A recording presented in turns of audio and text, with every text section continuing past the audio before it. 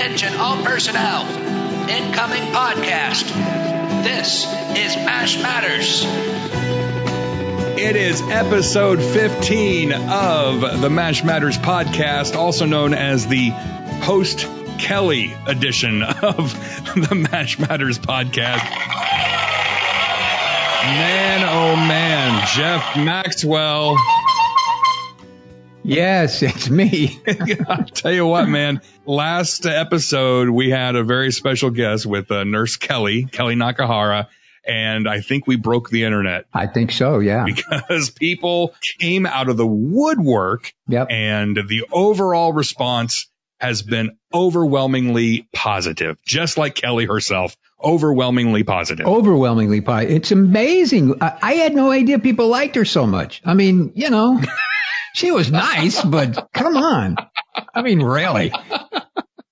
No, you know, it was a really kind of emotional episode for me too, to be able to talk to Kelly like that and to discuss her physical situation and that she is in remission, and everybody feels good about that. I know she went through a lot.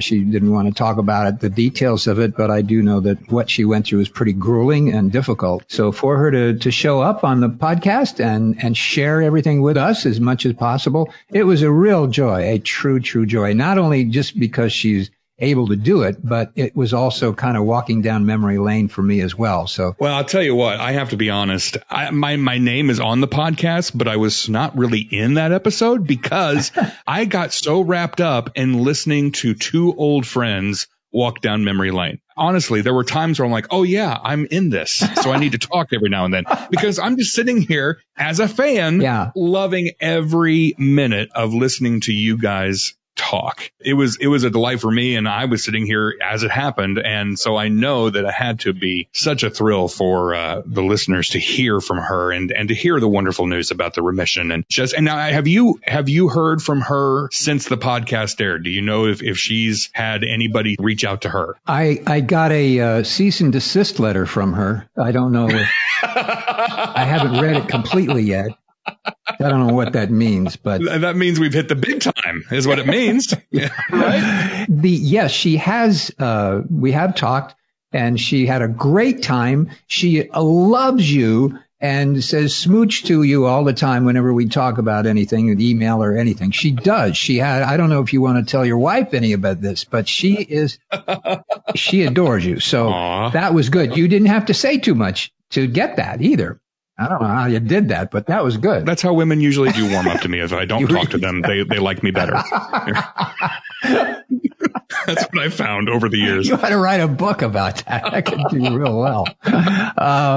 So yeah, she is in a great shape. She has a great, she says great humor about her situation, and she had a wonderful time, truly wonderful time. She is intensely grateful to the reaction that she's had from people who heard it and who love her. And so it was a real successful thing for all of us. You and I know we talked about this. We were really happy that we could do this with her. Yes. Because we thought it would be kind of a very positive, hey, I'm back a little bit in the world. And, you know, we're grateful to her because she chose this platform to come back in the world and share her story. So all the way around, it was an extremely positive experience. And thank you to everybody who listened to it and who will listen to it and who's responded in such a wonderful way. And you don't have to stop. You know, you can keep sending emails to her and all kinds of stuff, or, you know, on the Facebook, however that thing works. You know, that Facebook thing, I don't know how that works, but I know people like it. Speaking of Facebook, we had so many responses to that episode on Facebook that I just ended up doing a screenshot and sending it to Kelly. It was going to be impossible for me to try to like transcribe them all or copy and paste them all. I just took screenshots of all of them and sent them right on to her. So she has seen them, and she is so appreciative. And we got emails too. Debbie Brown from Lincoln, California, she wrote in and said, I've been wanting to write to you for months, so Kelly's appearance on the May 1st episode was the perfect reason. When everyone talks about their favorite episodes, I'm honestly surprised I haven't heard anyone else say that Hey, Look Me Over is their favorite episode. Every time I watch it, I wonder what took them so long to feature Kelly, and it's sad that they were in the last season when they did it. Kelly, thank you for being a champion for all us girls who weren't 5'9", slinky with long blonde hair and a perky little nose that would fit in a bottle cap. You talked to Hawkeye the way all us girls wish we could have talked to the guys who didn't give us the time of day because they didn't think we were enough. I don't know if the writers intended this, but I love how your and Margaret's storylines paralleled one another. Margaret also had something to prove to Buchholz by proving that she was good enough, even though the Colonel didn't think good was good enough. I'm not sure when this podcast gets recorded, so I'm hoping it's not too late for Kelly to get this email. You are simply amazing, and for years, I've wanted to contact you and tell you how much I've loved your character on MASH. In reading articles online, I've read over and over again that you're just like your character, warm, adorable, kind, and funny as heck. And Debbie, she is. Thank you for writing that, Debbie. And yes, we will pass that along to Kelly, or maybe Kelly's listening to it right now. Kelly, you are so loved, and thank you so much for being a part of this podcast. Indeed. So now let's head to the phones. Head to the phones. A long-time listener, first-time caller. We have several voicemails that have come in. We're going to play one now, and this one is from Mike in Seattle. Hi, this is Mike from Seattle, and it was a question for Jeff. Jeff, I understand that you were only hired for one episode of MASH, but I think you did so well and the producers loved you that you ended up doing something like 80 or something like that. Is that true? And if so, how did that happen? I'd love to know. Thanks so much. All right. Well, I have an answer, Mike from Seattle. You know, Seattle's a great place. The Space Needle is there and everything. And I hear property values are going through the roof in Seattle. So, Mike, you got a great situation there if you have a house or you want to sell a house, or it's not good to buy a house. But if you want to sell one, you're going to do real well, Mike. Anyway, the question was, what was the question? I think it was showing shock in the fact that after one day of work that you were asked to return and then asked to return for many, many, many, many episodes. Yeah. Well, thanks for calling, Mike. See you around. Okay. Well, the truth is, that's kind of true.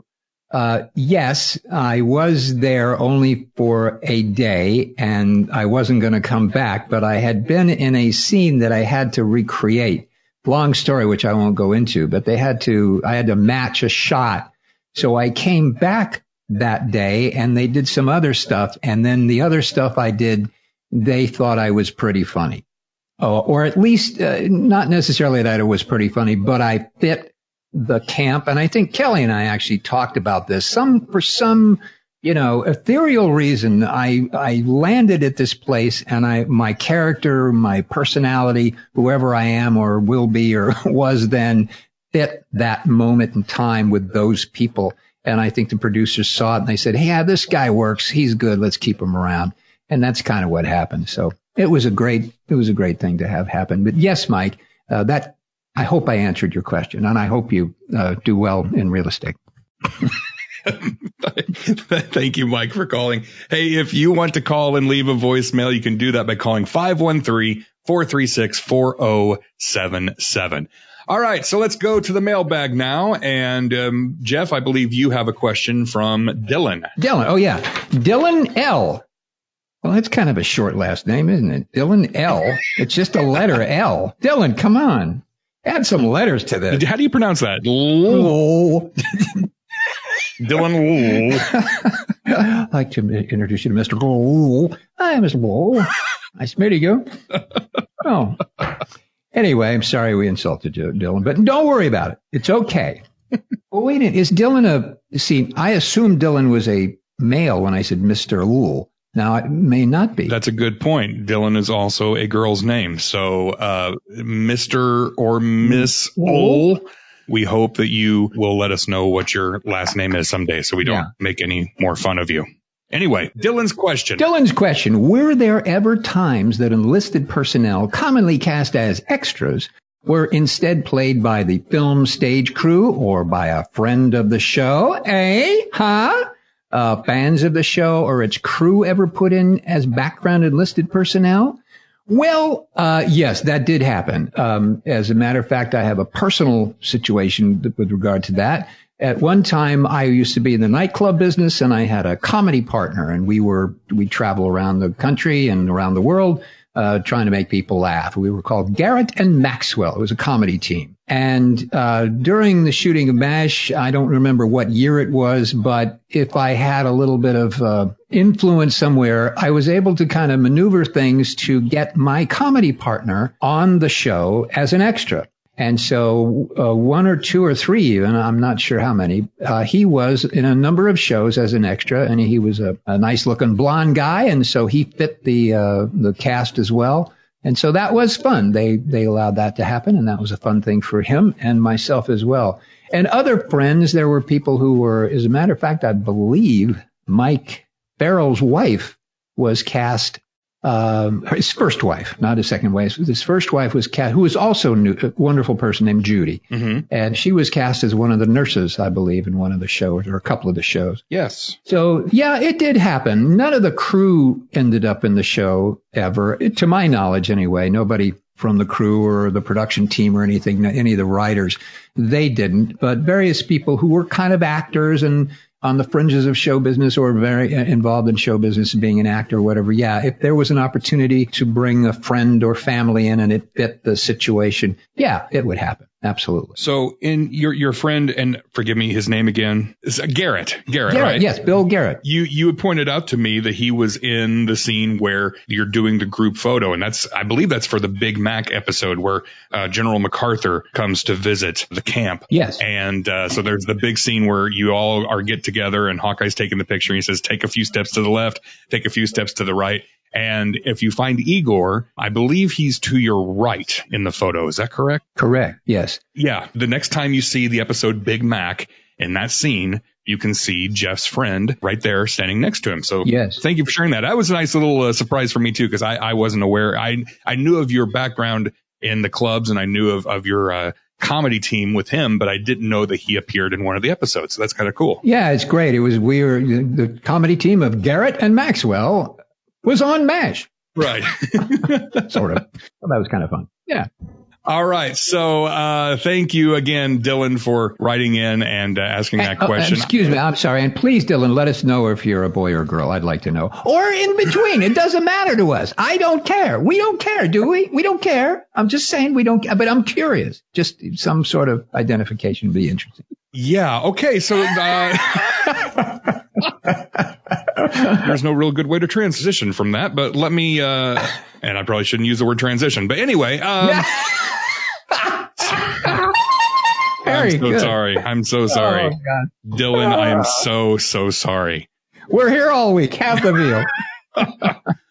This is a message that came in from Lee Heft, and he lives in Hampton, Virginia. And Lee just sent us a message that really made me smile. He says, I don't want to interrupt you. I don't mean to interrupt you. We don't know whether Lee's a boy or a girl either, do we? What's going on here? It's true. He does reference his wife or her wife in this. I'm assuming that Lee is a man, but I shouldn't do that, should I? It's 2019. We can't assume anything. If you write in, would you please leave a corresponding letter so we know what sex you are? And that'd be helpful. We had so many people come to us from the Kelly episode, and now we're going to have so many people leave us. Oh, it's going to be an exodus. Oh, my goodness. They're running out the door. Okay, so Lee Heft in Hampton, Virginia says, guys, I have to tell you, I didn't even know you had the show. Today on Kelly's Facebook page, she shared it. As a huge MASH fan, as my wife would say, how can you watch those episodes time after time after time? I love all the characters, the stories, just everything about it. At any rate, so here I am at work. I see Kelly's post, and I figure I'll have a quick listen. Want to bet? An hour and 2 minutes later, I'm still hearing it in my head. Great questions, great insight to the backstories. Just want to say thank you. Now, of course, my wife is going to be saying, another podcast? He says, I have some catching up to do. Thank you so much for your efforts. Thank you, Lee, for joining us and liking what you hear. And I hope we don't offend you too much in this episode that you'll want to continue to listen to us. But we're going to try. Though. We're going to give it a sincere effort. So let's see. Who can we offend now, Jeff? All right. Looking down, here's somebody named Laura. Laura. Now, we don't know that Laura is... No, I guess... we don't. Yeah. Laura Olivieri. Yes. Laura Olivieri. I like saying that very much. Laura Olivieri on Facebook. All right. Hey, Ryan. Oh, well, fine. Thanks a lot. Okay. I'll pretend I'm Laura. Hey, Ryan, there's a question I've been thinking of, but I don't know if Jeff can answer it or not. Really, I should be asking Gary Burghoff. Well, Gary Burghoff isn't here, is she? Is he? I mean, well, now wait a minute. We don't know if Gary we don't is... know. No. It's pretty obvious that Gary is a musician. We see him play both drums and piano on multiple occasions throughout the show. But when it comes to that bugle, he plays it terribly. I'm thinking Gary could actually play that bugle pretty well and dumbed it down for the part. Any insight there? My favorite bugle spots are, playing it with a cold sore, pulling it out of the bonfire remnants and it's still fine. And of course, Jeff, thank you. Jeff firing a cannonball at it. Ha ha ha! Thanks again for a great show. Laura, thank you for writing that. Yes. Well, Ryan, because she said, hey, Ryan, you have actual research. I know that you've compiled. I have done minutes of exhaustive research online to find out if Gary actually plays the bugle or not. The final verdict is, I don't know for sure. But from what I've seen so far, he was very musical. As you said, he did play the drums. He played the piano. You saw him playing the drums in several episodes, Showtime. And I think it was Dear Dad Again. He plays the drums and that's him playing. What I've read online is that the consensus is yes, that is him playing. Now, whether or not he played it really well and dumbed it down, or maybe he wasn't a great bugler and was just playing it as well as he could, that remains to be seen. But I believe that he was playing it. Maybe someday, if down the road, maybe we have the fortune of having Mr. Burghoff on this show, we can ask Laura's question point blank to him. But just going on what I've read online is I think that he was playing the bugle, but I cannot confirm it. So that was a really long answer that absolutely proved nothing. Nothing. Absolutely nothing. I wish I could say, Laura, I was standing there and I heard him do it. It was a few years ago. This is 2019. The show ended in 1983. When I started the show, I was 11. So don't do math or anything here. But that episode was pretty early. It was probably 1974 or something like that. So I don't remember. I can't say to you, I remember standing next to him, hearing him do that. I kind of think I did. So I think he actually did do it and could make noise. Mm-hmm. But again, like Ryan, I have proved nothing here whatsoever. So we're going to have to wait, I guess, until Gary shows up and he can answer the question. Exactly. I hope he knows. If he doesn't know, then we're really in trouble. Everybody's messed up. It was longer ago than we all thought. That's right. Tina Krasner from Facebook, she writes in and she asks about a scene that's a favorite scene of mine as well. She says, I'm watching the episode No Sweat. And I wanted to know if the scene when Igor comes into the mess tent and turns on the fan, if that was done in one take with all the papers flying around. Thanks and enjoying the podcast. Thank you, Tina, for writing in. And I love that episode. And I do really love that scene. That's the scene where Winchester is using the occasion of not being able to sleep because of the heat to work on his taxes that his family has shipped over to him.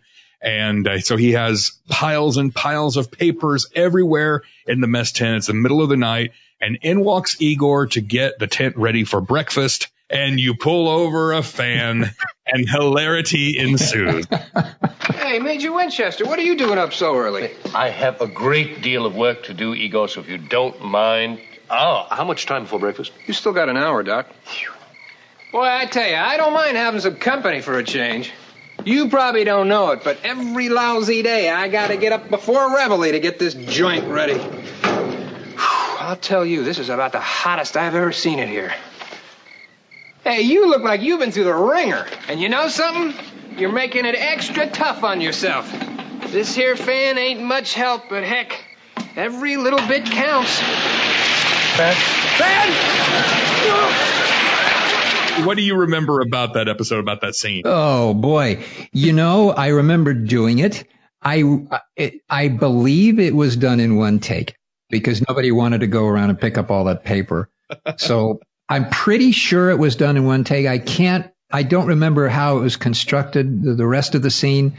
And I haven't seen that episode for a while. If I had just seen it, I could tell you exactly. But they may have had to do something else after that wide shot, the master shot, as they call it, which is the whole thing. You're seeing the fan do all that stuff. Mm-hmm. If they cut to a close-up of he or me and there was paper flying, maybe they had to, blow some paper to cut the close-ups in. I don't remember, but I think that shot was basically done once. I was afraid of David Ogden Stiers, so I wanted to not screw it up, and he didn't screw it up, so I think we did. Okay, now I have to ask, why were you scared of David Ogden Stiers? Well, he was, and again, I've said this before, I let myself be afraid and intimidated by a lot of people because it gave me a character. Mm-hmm. And, Igor had his moments, and I had to infuse him with as much real stuff as I could. And so one of the ways to do that was to kind of be overwhelmed with everything, because I think a guy in his situation was overwhelmed anyway by just being in Korea and being around all this death and all this destruction and all these crazy people and wanting to live and get home and get rid of it, all that. So I think, everybody sort of came at that moment in the way they could. My way was, it was easy for me to kind of be intimidated by that whole situation, by being intimidated by the people around me. Mm-hmm. So I wasn't, when they said cut, I could sit around and say, hey, give me a donut. But when I let it go, I was intimidated, not necessarily by that person, but the character. Okay. He was an intimidating guy. He was pompous and he did his stuff, and he was just a private in the Army, I would have been intimidated by this intelligent doctor who was a pompous butthead. Okay. So I let myself as a human being be intimidated by that moment, and it gave me a character. So just to confirm then, you are saying that you were letting Igor be intimidated by Winchester. It wasn't Jeff Maxwell being intimidated by David Ogden Stiers. You as a very talented actor know that there are moments in playing those things where the real life intersects with the fantasy. So as a person, if you are intimidated by something, sometimes it's a real moment. And perhaps, Jeff Maxwell was intimidated by David Ogden Stiers. I don't know. I just let the process happen, and I kind of didn't delineate it. Okay. I know that the character would have probably been intimidated a little bit by that doctor. Oh, yeah. Because they were all smart, and Igor wasn't necessarily the brightest bulb on the block. But also, as a person, I allowed myself to be a little intimidated by David Ogden Stiers. He's a terrific actor, and I wasn't such a trained actor as he was. So I could allow that to happen as a person as well. So it was happening on both, acting, your brain is going through fuzzy things, and you don't know exactly what's happening as long as you can talk through the words, and there's some kind of, you go, please let me get through this, and you go to the bathroom. So that's kind of what you do. I also want to note that scene is one of those rare moments also in the show where we see Igor without his hat on. Ooh, doggies, yes. Yeah. Yeah, that's true. That show, I believe, somebody in real life had talked me into having a permanent done to my hair. And if you look closely, I think you can see the curls in it. My hair was not naturally curly. It is curly. Yes. Yes. I had a curly head because I had I went, oh, all right, I'll have a permanent. Because he said, well, it'll make your hair look real thick and fluffy and everything. It didn't make it look thick and fluffy. It was just curly. So that's why I did. But it worked for the episode because it was hot and humid. And so obviously the humidity would do that to Igor's hair. Absolutely. See there, art imitating life or something like that. It's a bold character choice. Yes. Yes. Yes. Absolutely. Yes. Very bold. And David Ogden Stiers said, you look like an idiot, which would help me be intimidated by him.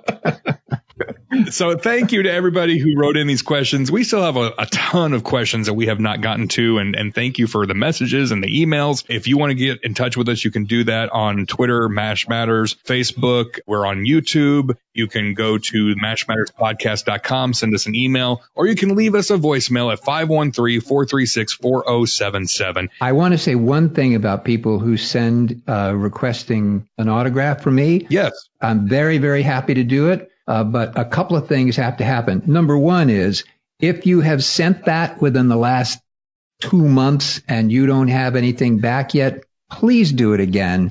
There was some mix up with mail and so forth. So I apologize if I didn't get those back to you. I will do it. I'm very diligent about it. So if you don't have it and you sent it 2 months ago, please try again. I do appreciate it when you send the pictures and people copy, stuff off the internet and print it out. It's really cool. I'll be happy to sign those without question. But also please send me a stamped return envelope along with it, because it gets kind of, not that it's going to, throw me out in the street, but it's easier if I have that envelope and I can just sign the thing, put it in the envelope and mail it back to you rather than trying to go to the post office and figure out how much it costs and weigh it and all that kind of stuff. Of course, my massive staff would do that for me, but they're all on vacation right now, so I can't. I'm going to ask you not to talk about your massive staff here on the podcast. Please, it's another show. See, we've already turned enough people away from today's episode. We don't need to insult anybody else. No, you can, by the way, find if you would like to send something to Jeff, you can find his address at mashmatterspodcast.com on the Contact Us page. And it could be anything. You could send me a puppy or some, deck of cards. I don't care. I'll sign the puppy. A puppy playing cards. I mean, hey. That painting of puppies playing cards. That would be exactly. Good. This is good. All right. We're going to close with one more voicemail. Here is a voicemail that came in from Mary. Hi, my name's Mary. I just love Jeff. Well, thank you, Mary. Amazing to watch him as that character. He was amazing. Say amazing one more time, please. Much joy. Oh, thank you. Much joy when I was watching that show. Yeah. MASH. Ooh, MASH. Yeah. Curious that I've never heard Jeff talk about his personal life. Oh, really, man? I was curious. Married, children, grandchildren. It would be nice to know that the character had more of a life than just MASH. So, tell us the truth. What happened?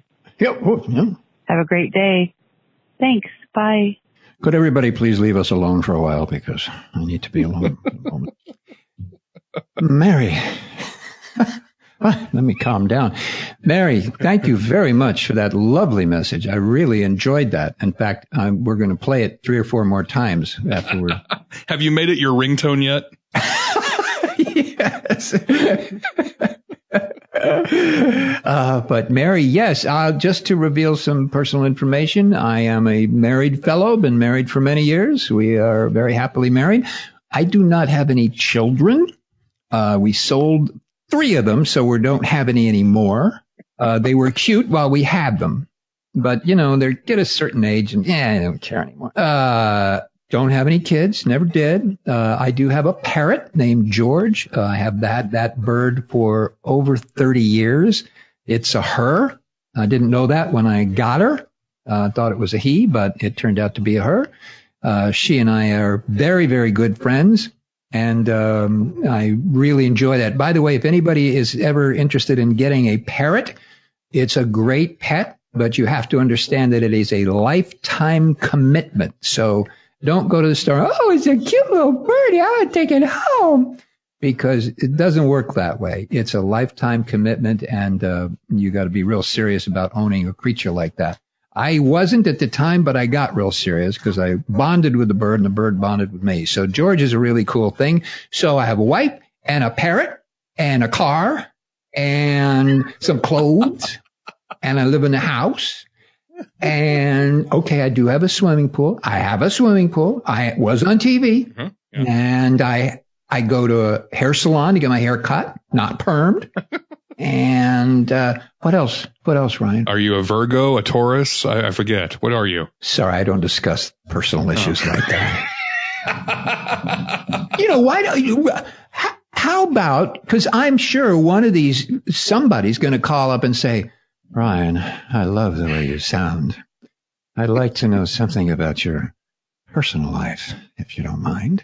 So can you share a little bit about your personal life? Because what the heck? Yes, I too am married. I have 2 children, a boy who is 8, about to turn 9, and a teenage girl. There have been moments where I've wanted to sell her off, so I understand it. She's getting to that age. Yep. She's a good kid. But no, my wife and I have been married for 19 years this July, and we live in Illinois. By the way, when people say Illinois, they instantly think Chicago, and we're pretty much as far away from Chicago as you can possibly get, which I'm kind of okay with. Yeah. Yeah. I tell people that I live in the part of the state that's not corrupt. So I've ticked off the Chicagoans now. So let's see, who else can I offend? Yeah. My background, I worked in radio for many years. I work in marketing. My hobbies, I love watching baseball. And it's funny that you bring up the whole autograph request thing, because one of my hobbies is I do collect autographs. And one of my first big projects was collecting autographs from the entire MASH cast, which I have. I even a lot of the secondary characters and some of the directors and things like that. I have a Larry Gelbart in my collection, which I'm very proud of. So. Ooh, that's neat. Yeah. So I mean, that's kind of me in a nutshell. Well, that's cool. Yeah. I forgot to say my hobbies. That was a good answer. My hobbies are golf and plastic surgery. So if you happen to be a plastic surgeon, please get in touch with me. I want to see your work and perhaps we can talk. Or if you happen to be a really good golf instructor, please get in touch with me so we can perhaps talk about our work. Or if you're a plastic surgeon who likes to golf. Oh, say that again slowly, too. Oh, my God. I think we better sign off before you get too excited here. I think we better get out of here. Brian, it's been great. Thank you very much. What a fun day. Yes, this has been fun. And to everybody we've offended, we're sorry. Please continue to listen. Please subscribe to us on your podcast apps. And if you would be so kind, I just want to point out real quick, we have a slew of 5-star ratings over there on iTunes, the Apple Podcast. And we had another one come in this week from Muggs1960. That's his username or her username. It says, there are a few different MASH themed podcasts, but Jeff and Ryan, your MASH Matters podcast is head and shoulders above the rest. Yes. The combination of Ryan's knowledge of the show and inside firsthand experiences of Jeff, not to mention his great sense of humor, make for a perfect combination. Loved the interview with Kelly. Would love to hear more from the cast. Keep up the great work. Thank you, Muggs1960. We really appreciate that. Yeah. Hey, we'll be back for episode 16. Yeah, that's right. Our podcast is almost old enough to drive. Yeah.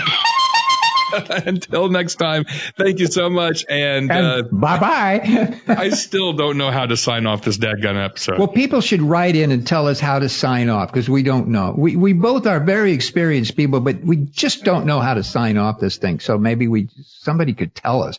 You know, like The Sopranos, they ended the show. It just went black. We just done. We'll just go to silence for 7 minutes at the end of every episode and confuse people. Yes. That's a good thing to do because we haven't offended them enough in this episode. No, if you have a suggestion, and I'll say there are some other MASH podcasts out there. I think one, they always use Abyssinia as their sign off, and that is all is a sign off of one. So I don't want to necessarily steal their thunder and take their same sign off. So if you have a suggestion for our sign off, how we say goodbye on every episode, we would love to hear it. You can email us through our website, mashmatterspodcast.com, or tweet us or Facebook us or whatever. Maybe we'll get some and we'll put it up for a vote. Hey, Ryan. Hey, Jeff. Abyssinia. That is all.